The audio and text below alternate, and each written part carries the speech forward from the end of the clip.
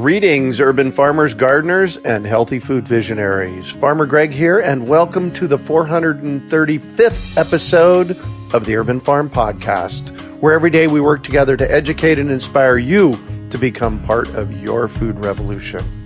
Hey everyone, this is Janice, the Urban Farm Podcast Manager, and I want to say thank you for listening and tell you that with our improved podcasts and newsletters, we are reaching more listeners every day. With all this growth, we've added to our team, and this means we can't operate from our pocket change anymore. We want to thank Lacrosse Boots for becoming a sponsor, helping us make this episode possible, and sustaining our podcast mission. Please consider supporting them when you get your next pair of farm boots.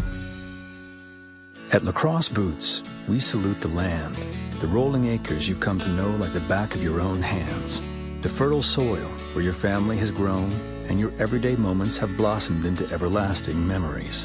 For this land is your land, your bedrock, your private parcel of earth that keeps you firmly grounded to what truly matters most.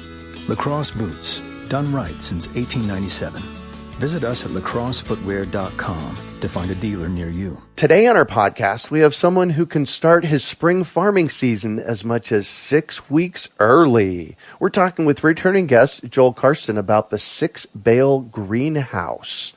Joel, a farm boy who grew up tending a soil garden, shook up the gardening world with his first book describing his breakthrough straw bale gardening concept.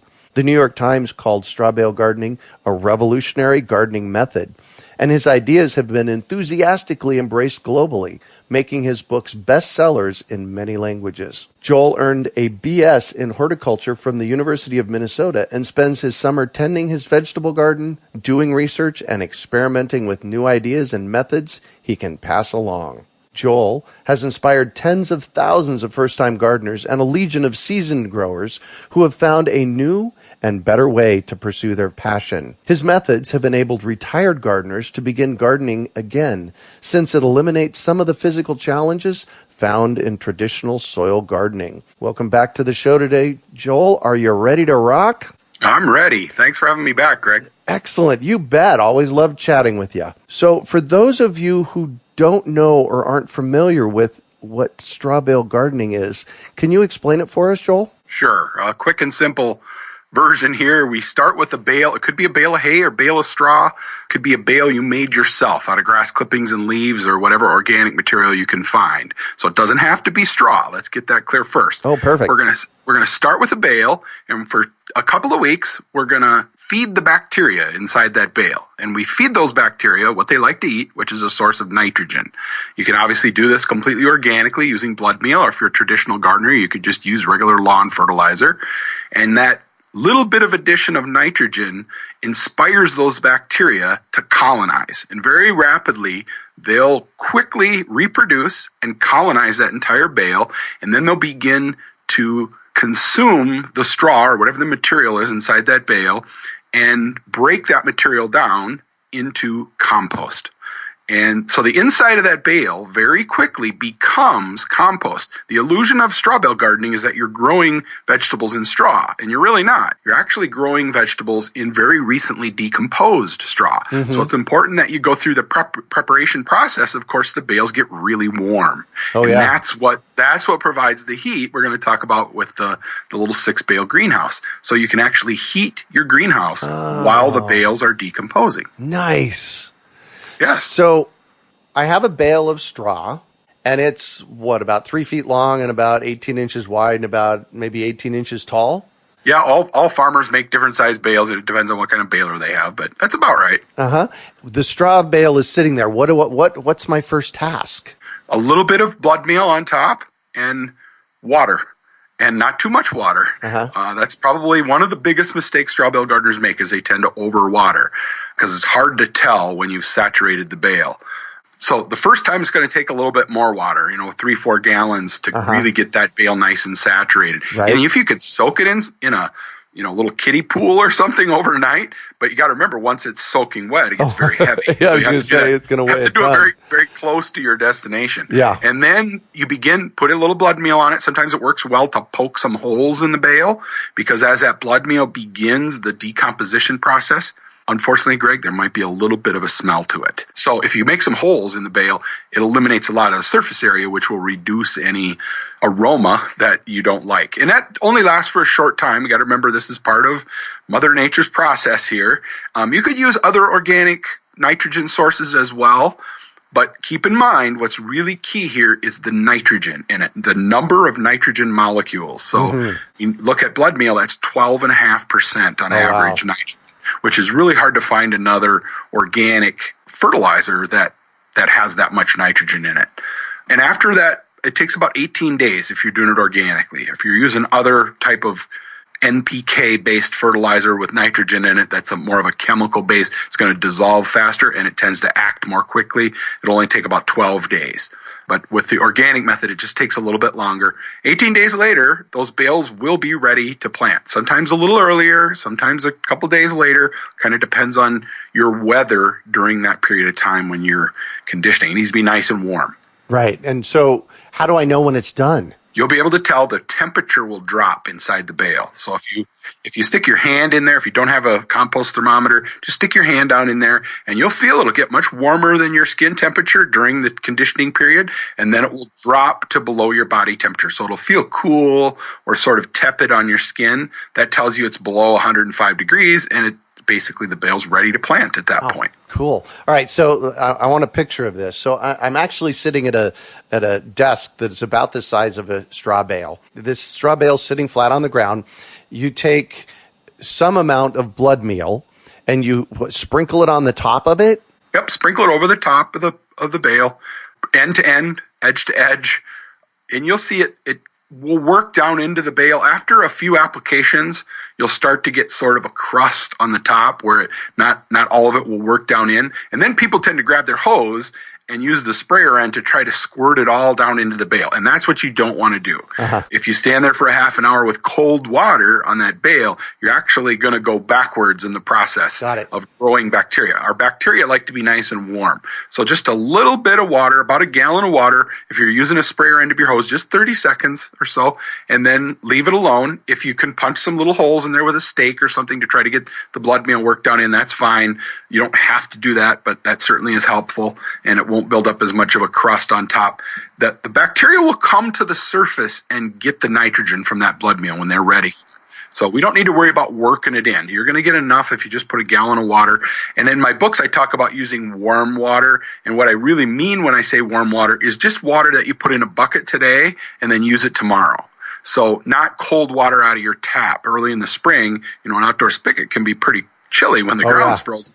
The pipes are coming through that cold soil. So that's very cold. If you just put it in a bucket, let it warm up to air temperature, maybe it's only 50 degrees outside, at least the water will be at that temperature. So it warms it up a little bit. And you only need a gallon per bale. So it's pretty simple to manage that. So if somebody's interested in starting one of these, what's your book? Straw Bale Gardens Complete. Perfect. Is a good how-to book. I have several books. I think I have 5 books out now, but Straw Bale Gardens Complete, either the regular one or the updated edition, both of them are very good about giving you detailed step-by-step instructions. Perfect. And we'll have a special offer for our listeners at the end of the podcast where you can get a free copy of that as well. The other thought that I had was having the water sit for 24 hours will also have the chlorine evaporate out of it if you're using chlorinated water, which is really important as well. Sure. Yes, absolutely. Because we put chlorine in water to kill microbes, and it's going to kill the microbes in our straw bale as well. Yeah, some of it will evaporate out. You'll never kill all the microbes that are in there, but it certainly could have an effect if you use city water that's chlorinated or fluorinated. Yes, indeed. I'm curious, how did you come up with this? I grew up on a dairy farm, and even as a kid, I would see a broken bale laying by the barn, and the weeds, it seemed, on the whole farm were the ones that would grow out of these decomposing bales. And then 15 years after that, I moved to the city. I went to college and got a degree in horticulture, and I bought a house. And it turns out the house I bought only had 1 inch of topsoil over top of this terrible construction fill underneath. Oh, right. And I was broke, just out of college. I was broke, and I just bought this new house, and I tried to pay school loans, and I didn't have $200 to build raised beds, but I remembered those straw bales that used to lay by the barn. So I did some experimenting for the first couple of years and sort of developed a method, a system for how it would work. And I was amazed at how well it did work. Even the first year we did it, it was pretty amazing how well it produced most vegetables. And then over the years, sort of refining and defining exactly a process that was pretty much no fail. So anybody could do it. I joke, however, that for the first 14 years, not a lot happened, because it really didn't. It was me and a few friends and some colleagues and, people that were curious or interested in what I was doing. And then I got on TV one year, and that just spread across it was an NBC affiliate locally, and that spread very quickly. And then that led to a self-published book, which led to a publisher and lots of exposure via social media. And it's sort of been a grassroots movement, because one of the things that really causes straw bale gardening to spread is that it's very conspicuous, Greg. If somebody walks by your house, they'll walk by your house for years and they'll never remember that you have a vegetable garden. But if they walk by your house and they see 6 straw bales sitting out there and you're standing there watering these straw bales, the conversation is bound to turn, and they'll say, what's happening here? Are you going to bring goats in your yard or what? Right. And then it leads to, no, I'm going to grow a vegetable garden, and here's how it works. And then they'll watch you all summer, and they'll wait to see if it works or not. And it does, and they're amazed, and it just sort of spreads that way. So then one person influences 5 more to start, and each of those 5 influences 5. So we estimate there's close to 2 million gardeners now around the world that are doing straw bale gardening based on book sales and et cetera. Yeah. Whoa, congratulations. I didn't realize that it went back this far with you. So, 26 years ago, I think, was my first straw bale garden. So it's a long time ago. When it occurred to me as you were sharing that if someone has just hard dirt in their backyard, one of the methods of repairing that dirt is to put in a bunch of straw bale gardens. And over the course of a season or two, they break down and add organic matter to the top layer of their garden space. Absolutely. Some of the most beautiful compost you'll ever see in your life is decomposed straw bales. Yeah, it's wonderful. Yeah. Wow, how cool is that? So we brought you on today to talk about this concept called the Six Bale Greenhouse. And Janice told me a little bit about it, but not much. So I'm really curious. Tell me about it. Well, it started a couple of years ago, actually about 5 years ago. People in our social media, on Facebook in particular, on Twitter, started using cattle panels as support for their plants to sort of make I guess you'd call it an arch with a cattle panel. If you know what a cattle panel is, it's a 16-foot long, 50-inch wide section of fence. And it's made of 4 or 5 gauge steel, so it's nice thick steel, and it's real easy to bend. Usually they're used to make pens, of course, for cows and horses and whatnot. So you can buy them anywhere at a farm supply store, usually about $25, $28, something like that. So they're very inexpensive. And basically, they just sit on the ground, and you make a hump out of them, and then you put your bales next to them and start your plants, and the plants grow up this cattle panel. And it ends up being about 6.5 feet tall in the center of this arch. If you put the base legs about 7 feet apart, where it touches the ground, about 7 feet apart from each other. And then I like to put 2 cattle panels always next to each other because it makes it much more sturdy, and then put zip ties to hold the 2 cattle panels together. And so we did that for a couple of years.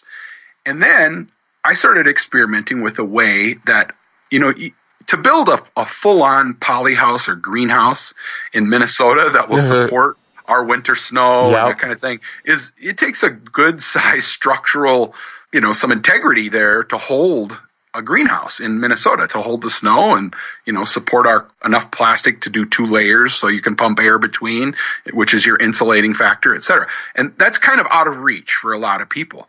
So I looked at these 2 cattle panels, and I figured out a way that we could cover these 2 cattle panels with poly. So just 4 mil poly. This doesn't have to be any, fancy greenhouse poly. This is like painter's poly you buy at a local hardware store or a home center. 1 sheet that's 10 feet by 25 feet, you can cover this entire greenhouse. So the base of the 2 humps of wire are 7 feet apart, and that makes 100 inches or 104 inches if you get 52-inch panels long, so a little under 9 feet. So the greenhouse ends up being about 7 feet by 8 feet at the base. And I like to put a 2x4 square around the base, all the way around the base. So the wire legs sit inside of that wood frame. Now I'm going to do a blog article for you guys. I was going to say. And I'm going to put some pictures so people can see pictures and read the blog. And it's also detailed step by step in the new book, the Straw Bale Garden's complete updated edition. There's a whole section step by step about how to do it. So anyway, we cover these two cattle panels with plastic, and then we put end walls in. But the kicker is, and the secret is, right at the outside edges of these cattle panels, we have to put a tack strip, so we can use our stapler to hold the plastic in place. Right. And so we just use a little wooden strip, or you can use a PVC, a half-inch PVC pipe. That will work also. And more zip ties to hold it in place. So you zip tie that strip along the edge. And then when you drape your plastic over the top, it gets nailed on that 2x4 along the bottom of the fence panels.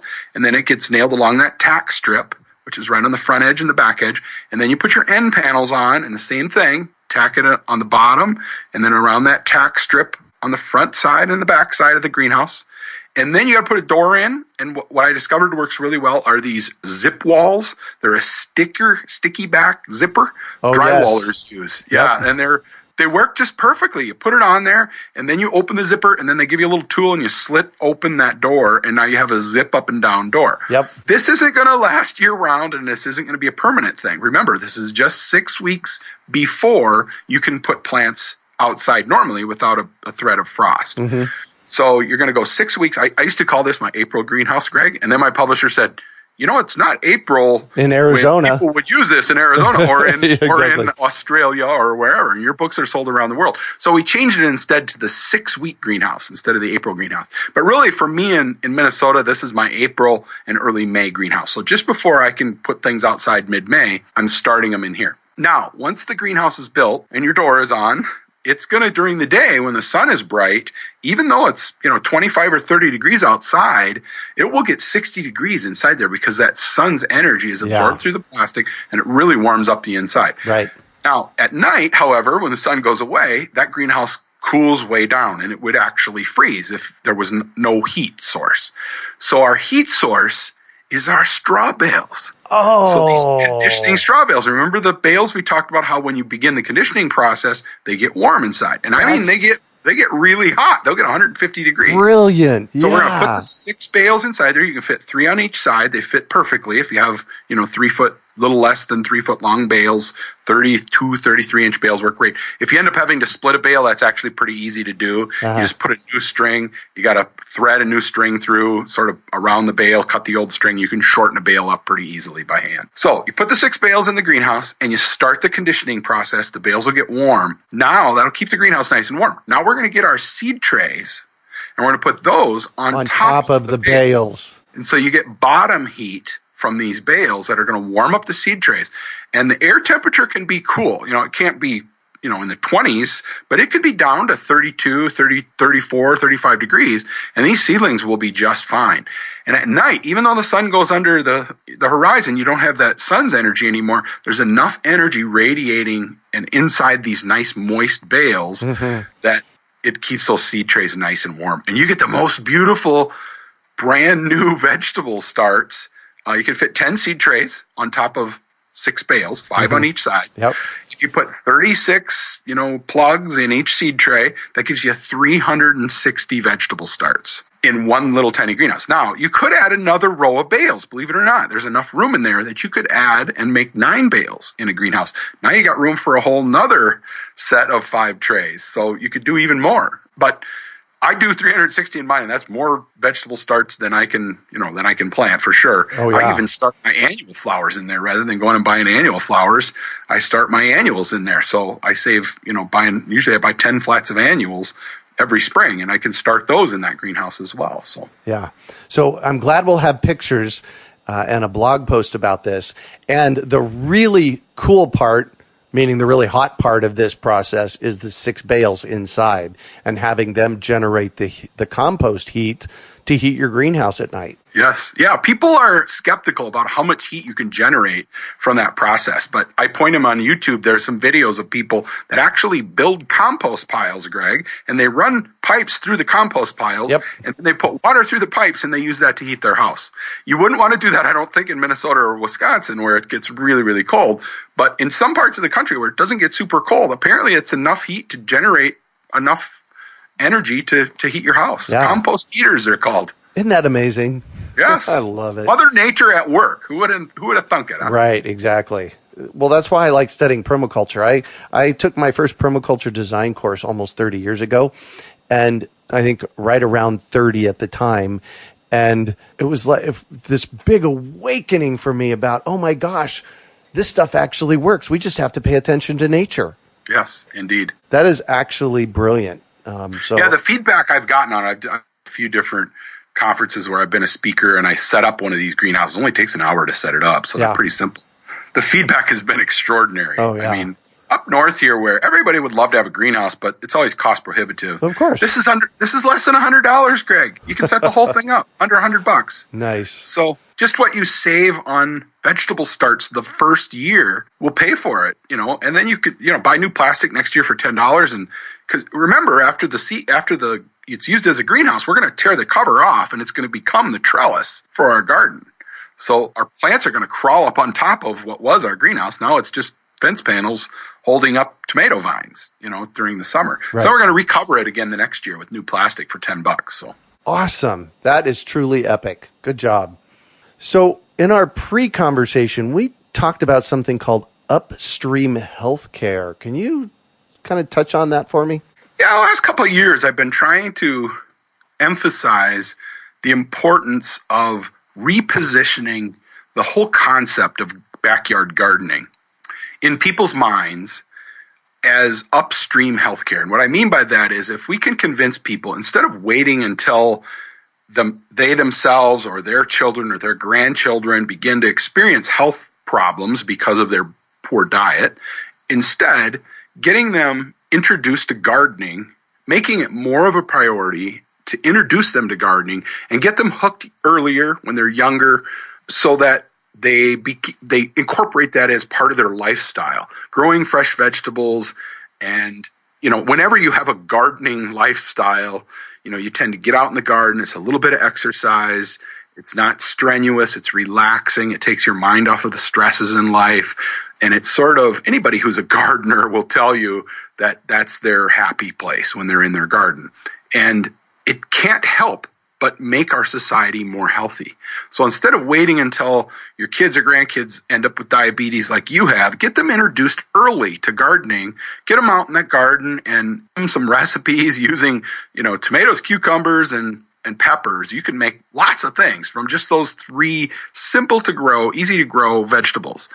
And get them introduced to it early and make it part of their lifestyle. It will change ultimately the outcome of their health in the long run. It's kind of hard to do a short version here, but upstream healthcare, I think, is the future. I mean, if you could go to the doctor and the doctor could say to you, here's a prescription, instead of going and buying, drugs to solve your problem, my prescription is for you to go and garden, set up a garden. Here's a $200 prescription. Take this to the garden center, and they're going to set you up to begin the gardening process. And I need you to do that because your diet and maybe it's your mental health that, if you're stressed and exhausted and you need some different outlook on life, gardening could be a great way to solve that problem. So just to encourage people in the medical field to steer people towards gardening. It really is an answer for a lot of health problems that people are facing.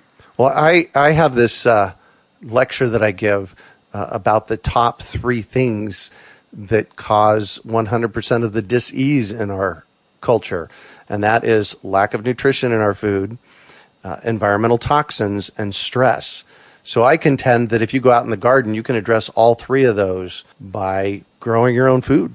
You absolutely are right on the money. Yeah. So tell me about your book, The Straw Bale Gardens Complete. I see that it's coming out in March. Yes, this is an updated edition. We added, 70 pages or something. A couple of new chapters. One is about the greenhouse, of course, that we just talked about. Mm-hmm. And there's a bunch of information in there about using straw bales very simply to make a cold frame, which couldn't be any easier. A couple of old windows or an old glass door on top of 6 straw bales strategically placed around the edges. And you've got a cold frame, which will allow you to start things earlier in the spring.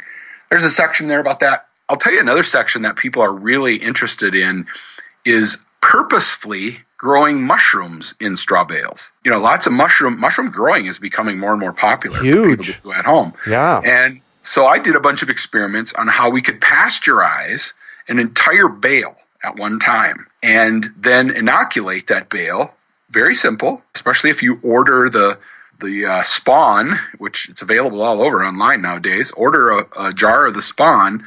It couldn't be any easier. 2 weeks later, you're already seeing mushrooms blooming on these bales, and for the next month or 6-8 weeks, you're getting 2 or 3 big flushes of, for instance, oyster mushrooms.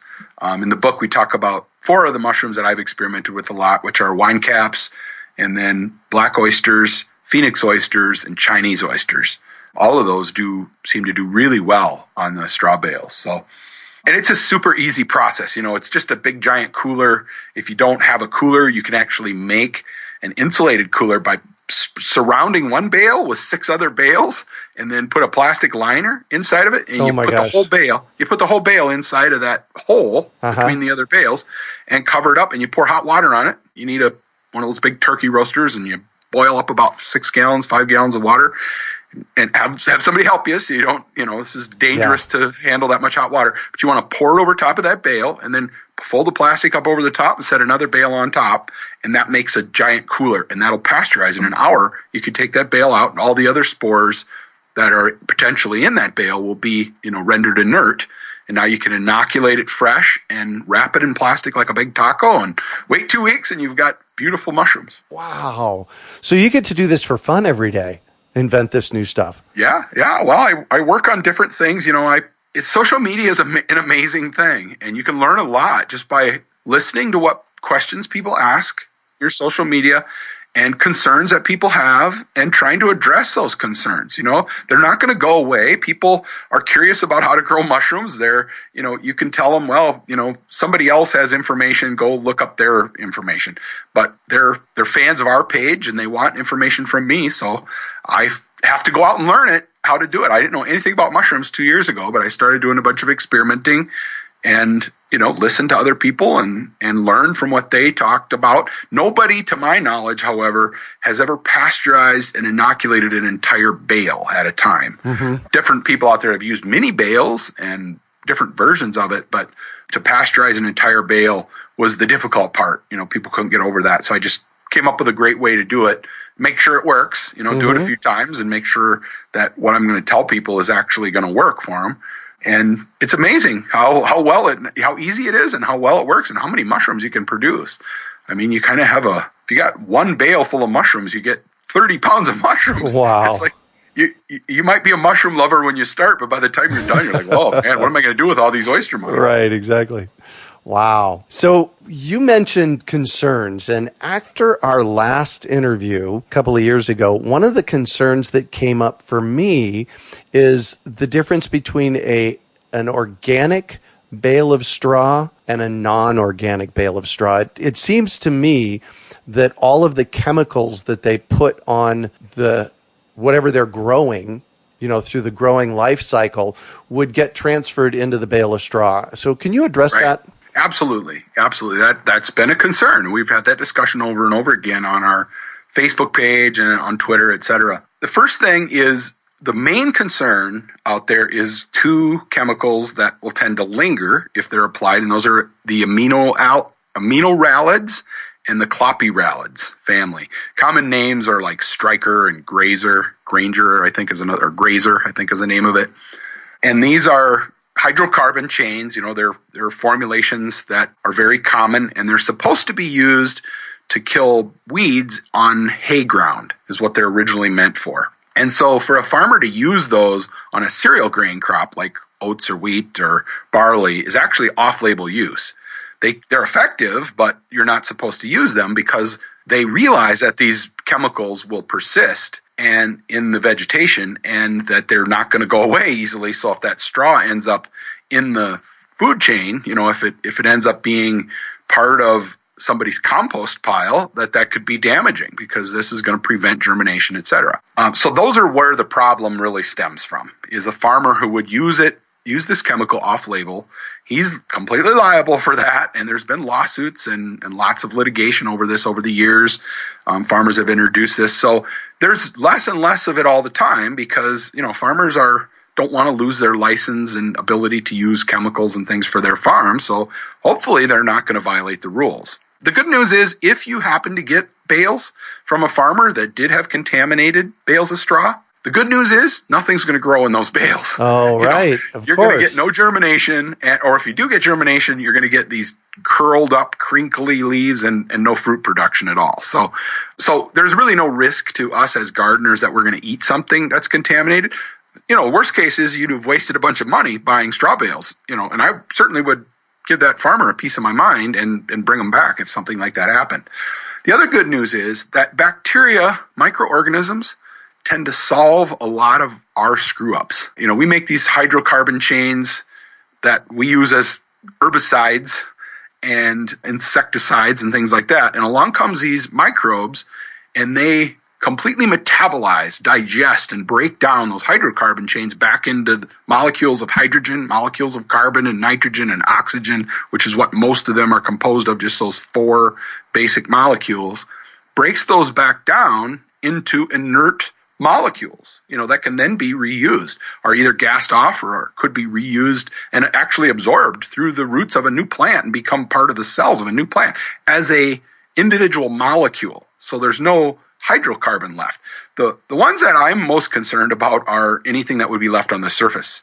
If someone were to spray a garden with an insecticide or an herbicide and it was left on the surface of my vegetables and I'm going to eat, that's what I would be, way more concerned about, because that's hard to see, right. and it's not absorbed into the plant. So the plant's not going to tell you, hey, on the outside of my leaves here, there's a bunch of insecticide. The plant has no way to tell you that.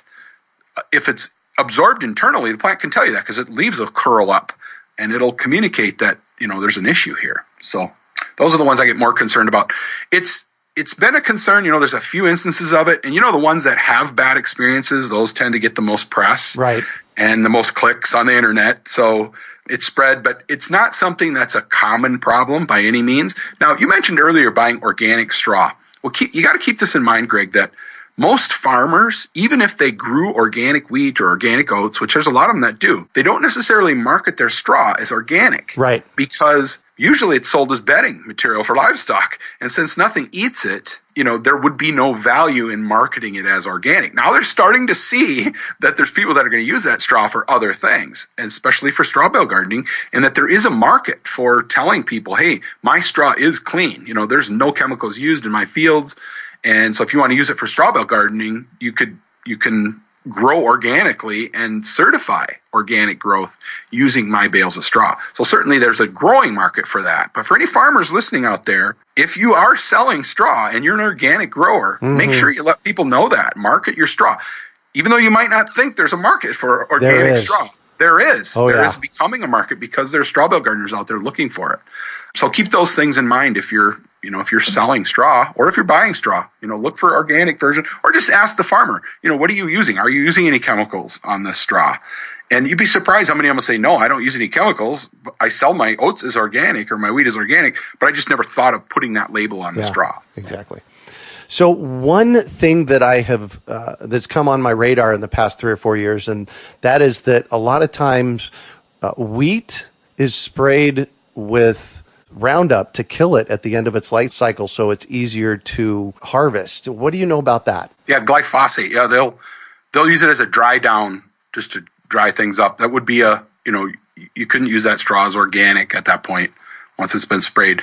It tends to gas off quickly, and the microbes very quickly will render that inert. We've done tests on these bales, to look for residue, and can't find anything that's measurable, even parts per billion. That's good to know. Yeah, after the conditioning period, where you'll see those bales get completely colonized inside with that bacteria, and that's going to eat up any of those hydrocarbon chains that are in there. And I guess if there was too much on there, like you said, the stuff just wouldn't grow. Exactly. Perfect. Well, awesome. Thank you for all of this. So what fresh piece of advice might you have for our listeners? Well, should try a straw bale garden, of course. I think the biggest piece of advice I can give somebody is to teach someone else gardening. If you're a gardener already and you feel comfortable in your gardening techniques, pass that knowledge along. A lot of that has been lost over the years. It used to be everybody learned to garden from their mom or their grandma, and a lot of that's been lost now. So even if you have a neighbor kid or somebody that you could mentor as part of your experience with gardening, and you'll be surprised when you teach someone else gardening how much better you comprehend those the details of gardening. So teach someone else. That's my piece of advice. Pass it along. We actually have a website called Bale Buddies that we have set up for people who are experienced straw bale gardeners to pass along their knowledge sort of as a mentor. So if anybody's looking for a mentor, they can go to that website and they can figure that out, find someone who can help them. That's awesome. What website is that? Bale Buddies. BaleBuddies.com? Yeah, they can find everything from our home website at strawbalegardens.com. So beautiful. And links to everything. So beautiful. Well, thank you so much for joining us on the show today again, Joel. You bet. Thanks so much for having me, Greg. I really appreciate the time. Always a great conversation. So we want to thank you and the folks over at Quarto Publishing, your publisher, as you have given us 5 copies of Straw Bale Gardens Complete, and they need a new home. So for our listeners out there, if you email us at podcast@urbanfarm.org with the subject, I'm seeking the straw bale solution, we're going to take the first 50 people that respond and randomly pick 5 emails and send you out a book. So thank you for that, Joel. Thanks a lot, Greg. So how can our listeners find you? strawbalegardens.com. Perfect. You can also find show notes from today's podcast at urbanfarm.org/strawbale. And if you'd like to hear more from Joel, you can find our 41st podcast episode at urbanfarm.org/Joel41. We are your urban farming resource. You can find us on iTunes, Google Play, Stitcher, iHeartRadio, and everywhere podcasts are found. Also visit urbanfarm.org to find articles, webinars, courses, and more. Well, that's it for today. Thanks for joining us on the Urban Farm Podcast. At Lacrosse Boots, we salute the land. The rolling acres you've come to know like the back of your own hands. The fertile soil where your family has grown and your everyday moments have blossomed into everlasting memories. For this land is your land, your bedrock, your private parcel of earth that keeps you firmly grounded to what truly matters most. For it is the land of bonfires that torch a night sky, the land of dirt-flinging afternoons that wash away everything but the here and the now, the land where you plant seeds of strength and promise, of faith and togetherness. And so, with rubber on foot and pride in soul, you work the land, you play the land, proudly honoring the timeless agreement that by always nurturing the land, it will forever return the favor. Lacrosse Boots, done right since 1897. Visit us at lacrossefootwear.com to find a dealer near you.